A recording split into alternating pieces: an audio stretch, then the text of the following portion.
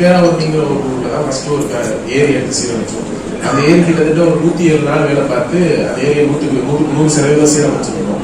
Government வந்து 4 கோடி ரூபாய் செலவாகும்னு சொல்லியிருந்தாங்க. நாங்கள் வந்து 27 லட்சத்தில் செலவு பண்ணி அந்த ஏரியை மீட்டெடுத்து 350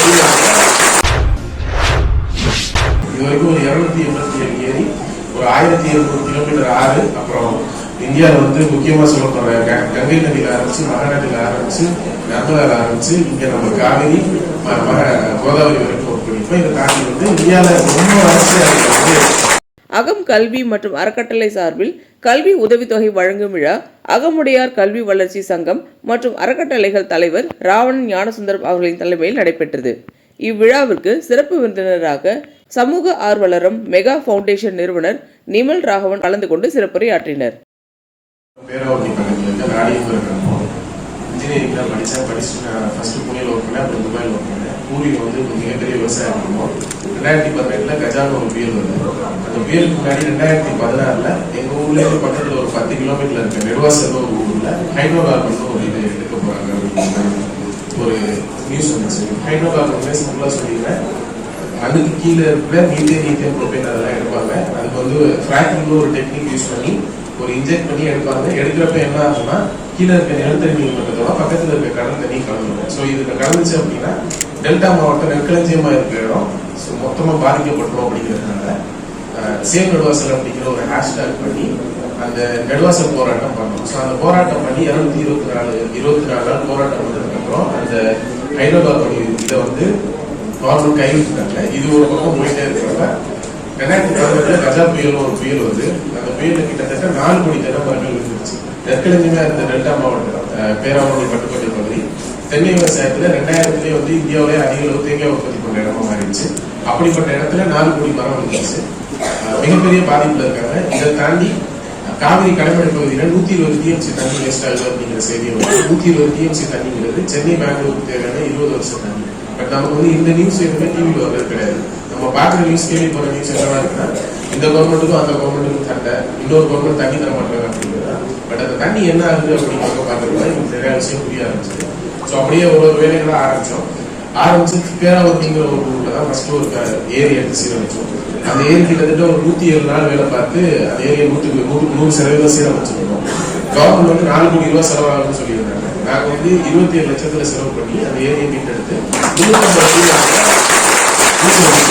350 வார்டுல வந்து 50 அடிக்கு வந்துருச்சு. நிறைய போர்ல தண்ணி இல்லாத போர்ல தண்ணி வர ஆரம்பிச்சிருச்சு. கிட்டத்தட்ட 5 கிலோமீட்டர் ரீசார்ஜ் பண்ணிருச்சு.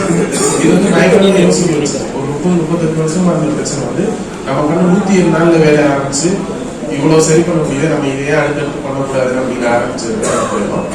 தஞ்சாவூர் மாவட்டத்தில் ஆரம்பிச்சு அப்புறம் அடுத்தடுத்த மாவட்டம், அப்புறம் அடுத்தடுத்த மாநிலம், அப்புறம் அடுத்தடுத்த நாடுகள்னு ஜேர்னி போயிட்டு இருக்கு. இது வரைக்கும் ஒரு 287 ஏரி, ஒரு 1700 கிலோமீட்டர் ஆறு, அப்புறம் இந்தியாவில் வந்து முக்கியமாக சொல்லப்படுற கங்கை நதியில் ஆரம்பிச்சு, மகாநதியில் ஆரம்பிச்சு, நர்மதாவில் ஆரம்பிச்சு, இங்கே நம்ம காவிரி கோதாவரி வரைக்கும் ஒர்க் பண்ணிப்போம். இதை தாண்டி வந்து இந்தியாவில் ரொம்ப வளர்ச்சியாக இருக்கிறது ராஜஸ்தானாக இருக்கட்டும், ஃபார்மஸ்வீசர் அருகே நடக்கிறது விதர்பாவாக இருக்கட்டும், நம்ம ராமநாதபுரமாக இருக்கட்டும், ஜம்முவா இருக்கட்டும், எல்லா இடத்துலையும் ஒர்க் பண்ணிப்போம். அதே மாதிரி உலகத்திலே தண்ணி பயங்கரமாக பஞ்சமாக இருக்கு, ஆப்பிரிக்கா கென்யாலையும் ஒர்க் பண்ணிப்போம்.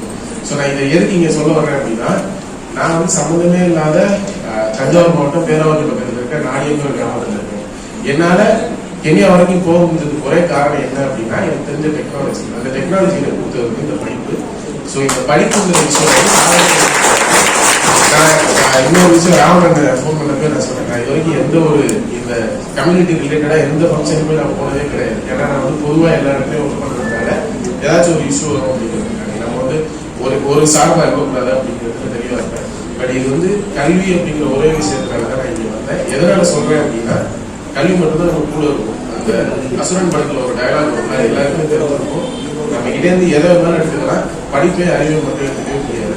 ஸோ இந்த படிப்பு அறிவு எப்போவுமே உங்களுக்கு கை கொடுக்கும். யார் கை கொடுத்தாலும் இந்த படிப்பு அறிவு தான் கை கொடுக்கும். எல்லாருக்கும் ரொம்ப வாழ்த்துக்களை தெரிவிச்சுக்கிறேன். இங்க வராம போன 3rd, 4th பிளேஸ் எடுத்தவங்களுக்கும் சரி, அடுத்த வாட்டி வந்து சான்ஸ் இருக்கு. இல்லைன்னா உங்க வீட்டுல இருக்கோ பக்கத்துல இருக்க யாராச்சும் வர வைக்கிறதுக்கு ட்ரை பண்ணுங்க. அண்ணன் சொன்ன மாதிரி உங்களால முடியும் ஒரு 5 பேருக்கு சப்போர்ட் பண்ணுங்க. நல்லா வந்துட்டு இருக்கிறோம். இந்த இடத்துல நானும் இன்னொரு ப்ராமிஸ் பண்ணிக்கிறேன். நம்ம ஃபவுண்டேஷன் மூலமா இது வரைக்கும் ஒரு 3000 பேருக்கு நல்ல எஜுகேஷன் சப்போர்ட் பண்ணிட்டு இருக்கோம். ஸோ இந்த வருஷத்துலேருந்து உங்க இதுல ஒரு 10 பேருக்காச்சும் நான் சந்தோஷமா இருக்காங்க. நல்லது நினைங்க, நல்லது நடக்கும். அதே நேரத்துல எல்லாரும் எந்தெந்த ஊர்ல இருந்து வந்திருக்கீங்கன்னு தெரியல. உங்க ஊர்ல தண்ணி பிரச்சனைன்னு இருந்துச்சுன்னா சொல்லுங்க, எல்லாரும் சேர்ந்து செய்வோம்.